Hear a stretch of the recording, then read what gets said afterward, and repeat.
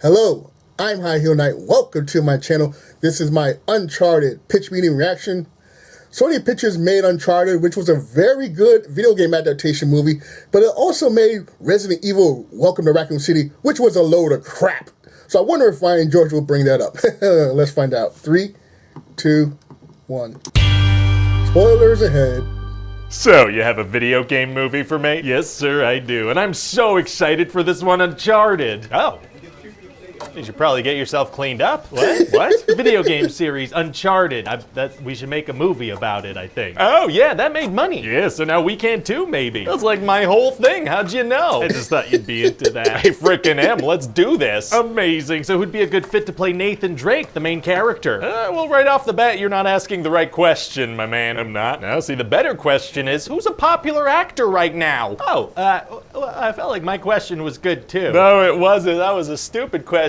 Tom Holland, he's popular. He's Spider-Man. Spider-Man's popular. That's not really a good fit. He plays like a high school age kid in those movies. Nathan Drake's like in his 30s. So he's a younger Nathan Drake. Doesn't matter. Tom Holland's popular. Okay, so who would be a good fit to play Sully? You're not asking the right question. I figured I probably wasn't. The right question to ask is, who's an action movie veteran with a good track record? Right. So, I mean, I'm thinking Mark Wahlberg. Okay, I mean, I guess it'll be interesting to see what he brings to the role of Sully. Oh, I can tell you right now what Mark Wahlberg's gonna bring to the role. Mark Wahlberg's gonna bring Mark Wahlberg to the role. Like a Mark Wahlberg twist to the character? No, Sully's gonna be Mark Wahlberg now. Are we gonna give him the iconic Sully mustache? No, actually, known characters can't have their iconic costume elements in movies anymore. They need to either pick them up along the way or just have them in a post-credit scene. Oh, I didn't know that. Yeah, it's a law now, I'm pretty sure. Well, okay then. So what happens in the movie? Well, I figure we do that thing where we start with an insane action scene that actually happens later in the movie, just to start with something exciting. Classic move, sure. And then we'll have a freeze frame and a Nathan Drake voiceover that's like, yep, that's me. I bet you're wondering how I got here. It might be a little much, but let's definitely keep that spirit. Will do, sir. And then I have us cutting back to like a 10-year-old Nathan Drake. Sure, what's wrong with that? Well, Tom Holland looks like he's 15, so that might make for kind of a weird transition. That'll be fine. Okay, great. So anyway, Nathan's brother Sam leaves Nathan at an orphanage when they're kids and promises to come back, but then never does. Oh, very character defining. So then we jump forward to present day, and Nathan's all grown up, you know, to the extent that Tom Holland looks like a grown-up. Spider-Man. And now he has a job working as Tom Cruise in the movie Cocktail, and he's also a pickpocket. Oh, interesting. Yeah, so then this guy Sully shows up and claims to know Nathan's brother and wants to bring Nathan on an expedition. What are they what's the expedition? Well, there's this freaking treasure hidden by Ferdinand Magellan and his crew. It's like billions of dollars worth of gold. Oh boy. Yeah, and so to get to that treasure, they need this old golden cross that's actually a key. Oh, old people love things that look like other things but are actually keys. They sure did, sir. So Nathan and Sully go to this auction, but there are some bad guys there that also want the cross. Oh, how come? Well, there's this one guy, Moncada, and he comes from the family that funded the Magellan trip, so he feels like the treasure is his birthright. Okay. And he has this ruthless mercenary, Braddock, working for him, and her whole thing is that she would also like the treasure. Understandable motivation, sure. So anyway, Nathan and Sully managed to get the cross, and now they gotta go to Barcelona. Oh, how come? Well, Sully has this contact, Chloe Fraser, and she has this other cross, because you need 2 of them to enter this crypt. And what's her deal? Oh, she's a very good pickpocket, sir. Oh, yeah? Oh, yeah. She's so good, she steals the cross out of Nathan's clothes backpack without even getting close to him. What? How? She's so good, sir, he didn't even notice. But physically, how did she get a cross out of a closed bag from a distance? By being one of the best in the game, baby. All right, well, cool, I guess. It's very cool, sir. She double-crossed him for some double crosses. Oh, wordplay. So then they managed to convince her that they all need to work together, but there's still gonna be a lot of backstabbing going on. Oh, stabbing is tight. Backstabbing. Yeah, wherever. I love all of it. Okay, so then what happens? The Da Vinci Code. Oh, yeah, the Da Vinci Code. We getting all Dan Brown up in here? You know it, sir. They gotta follow these ancient clues that are hidden in plain sight in modern society. Very Robert Langdon-esque. Yeah, so this one entrance to an ancient crypt is inside an old church, and there's a vent connecting it to a nightclub. And nobody in 500 years ever went through the vent. That's what we're going with. And then there's this other keyhole in a Papa John's. What? In a Papa John's. Like a pizza place? Yeah, Barcelona's in Europe. Europe has pizza. Papa John's has pizza. Papa John's will give me money. This is a perfect fit. Okay, so there's an ancient keyhole in a Papa John's. Amazing. Yeah, Yeah, they built a Papa John's around an ancient keyhole. Never looked behind it. Just put a Papa John's right there. Yeah. They just put some glass in front of it so it was still easy to find, but never did anyone wonder what was behind there. That makes total sense to me. Great. And so then there's going to be this action scene where Nathan and Chloe are almost drowning down in the crypt, and the Papa John keyhole can help them not drown. Okay. So Sully's got to access the keyhole, but that Braddock lady shows up at the Papa John. So there's a big Papa John's fight, and he throws her through the Papa John's glass. A very exciting action scene brought to you by Papa John's. Anyway, so later Braddock and Moncada are loading up this cargo plane, and Nathan and Sully got to figure out how to get on there. Is that going to be hard to do? Actually, it's going to be super easy. Barely an inconvenience. Oh, really? Yeah, see, they hide in the trunk of his favorite car, which he's bringing with him. How'd they get in there? Aren't there a bunch of guards? Oh, yeah, for sure. But they do this really clever thing where they sneak into the car off screen. Oh, that's amazing, the kind of stuff you could get done off screen. It really is. So then there's going to be this big twist on the plane when Braddock slits Moncada's throat. Oh, my God. Yeah, so there's blood everywhere because of what that does to a person. Well, no, because we want that PG-13 rating. Oh, okay, so then he'll just have a dark, bloodless line that we won't even try to hide. Perfect. So now Braddock is the main antagonist of the movie. Very cool twist. So instead of the villain with the personal family connection to the treasure, it's the angry girl who was thrown through a window at Papa John's. Exactly. And so she tells her crew, hey, now that we have this guy's wealth, we can do whatever we want. That's not, just because you murder someone doesn't mean you control all their assets. Yes, it does. Oh, okay, neat. So then there's going to be this big action set piece where Nathan and a bunch of cargo are falling off the plane. Oh, yeah, that's from the games. Exactly, an iconic moment from the games, except now people can't control the characters, which makes it more engaging. That makes sense. So anyway, eventually they get out of that situation, and Nathan figures out the coordinates for the treasure. Oh, good for him. Yeah, and then Chloe steals them, but Nathan left decoy coordinates because he knew she was going to double cross him. So she just takes off in the wrong direction, and she's not in the final act action stuff of the movie. That's right, she's gone. All right. And so then Nathan heads into this cave that nobody's been in for 500 years, even though it looks like the coolest cave that everyone would love to explore. And how does he plan on bringing several tons of gold out of there with him? Well, he's got himself a little speedboat. That'll do it. Yeah, so then on land, Nathan and Sully find Magellan's two giant old ships, but then Braddock and her team take them. What do you mean they take them? They put these giant nets under the ships and fly them off with helicopters with Nathan and Sully inside. Nice. So then there's gonna be like this crazy airborne pirate ship battle. It's gonna be nuts. Wow.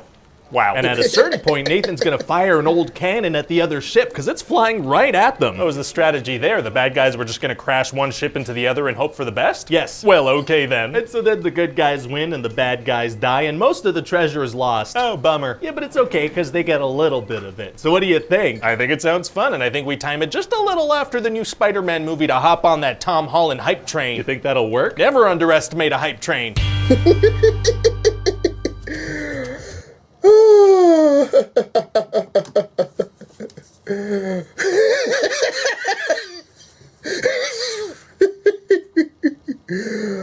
Oh, goodness. Sometimes going to the movies is worth it just to watch these Ryan George pitch meetings.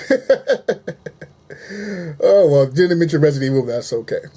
Well, that was my reaction. Let me know what you thought of it. Like button, subscribe, share. You know what to do. I'm High Heel Knight. Thank you very much for watching. And remember, say hi to your mom for me.